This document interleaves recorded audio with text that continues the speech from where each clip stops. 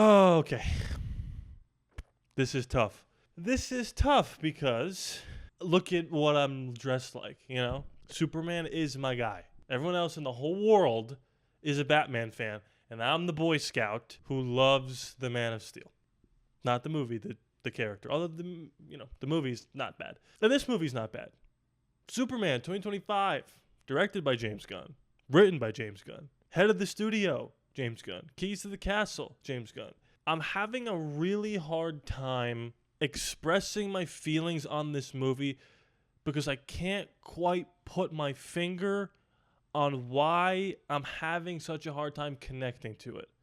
Just got out of it. I have to be honest with you and myself. I don't think I would go see this again. Now let me get this all out of the way. David Corenswet is pitch perfect. He was actually one of my main concerns going into this, just from what I've seen from the marketing and from the trailers. Didn't love a lot of his line delivery, but he was pitch perfect. And the rest of the cast, Rachel Brosnahan, Jimmy Olsen, can't remember the actor's name, a lot of the Justice Gang, good. Nicholas Hoult, will leave a separate part for him in particular. I just think this movie has like the weight of the world on its shoulders. Similarly to Superman. I get it, James. Clever. And it's trying to do so many things. It's trying to tell a cohesive Superman story. It's trying to pitch you on this guy leading a future Justice League. It's trying to pitch you on the universe as a whole. It's trying to recoup its budget, double its budget. It's trying to sell people on the idea that a Boy Scout can still be punk rock. And because you put all that into a big soup and you stir it together, you kind of get a DC movie that has similar problems to the DC movies of the past. Now, would I rather watch this or Batman v Superman? I'd rather watch this 100 times over. I'm not a Zack Snyder guy. I'm not a James Gunn guy. I'm a good movie guy. So if you're coming at me with one of those two takes, goodbye. You need more brain cells. The issue with this movie is that I think, personally, James Gunn was banking on the fact that you know who Superman is. You've heard of Lois Lane. You know that they date. You know that Lex is evil and he hates Superman. So when you see these people and you're just thrown right into an existing universe, James Gunn's like, yeah, they're in love and they hate each other. But that doesn't mean that the movie doesn't have to yet explain to you why all that still exists. And there are some lines of dialogue, but there's nothing in the movie to develop any of the relationships that the characters have with each other other than Lex hates Superman because he does bad to the world. And it's like, but why? But why? That's a lot of the questions I had with this movie. And I think when you're starting a new universe, the most important thing you have to do is come up with an airtight script.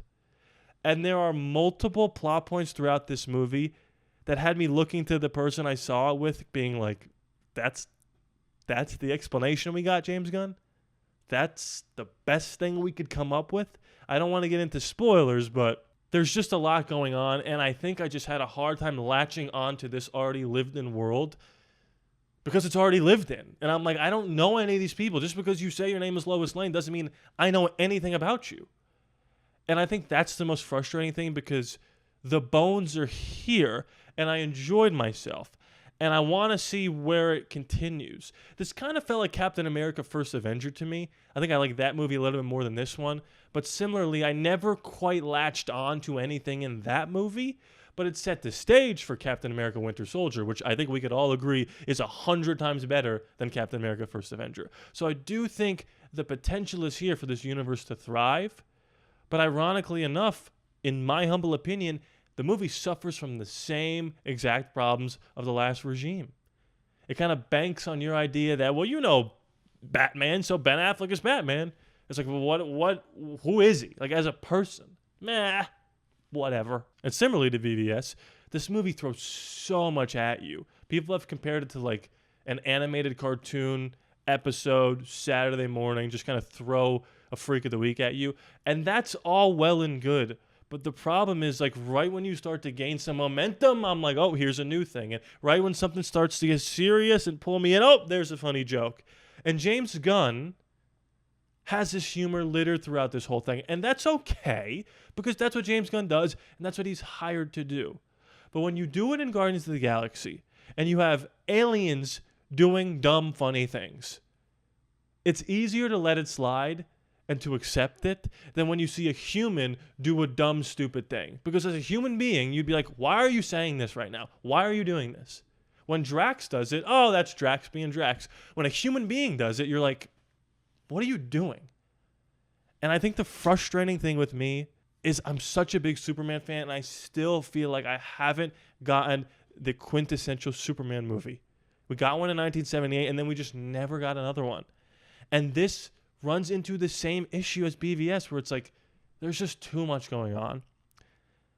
And I think the reason why I'm not latching onto this the way I wanted to is because, think of it this way. I try to do this with every franchise movie that I've seen.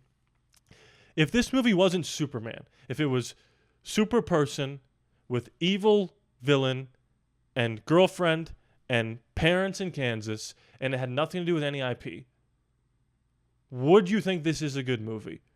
Or would you be like, some cool sequences, some interesting ideas, but what is even happening? I think James Gunn and DC banking on the brand of Superman to carry this movie across the finish line, which I think it does enough, is not fair to the audience member. Now, if it was enough for you, that's great. And I'm happy you enjoyed it. And I wanted to. I wore my Superman shirt to the theater, but I can't latch onto it. It's keeping me just at an arm's distance. And I think the disassociation I have is that the movie wanted to set up a universe more than it wanted to tell a story.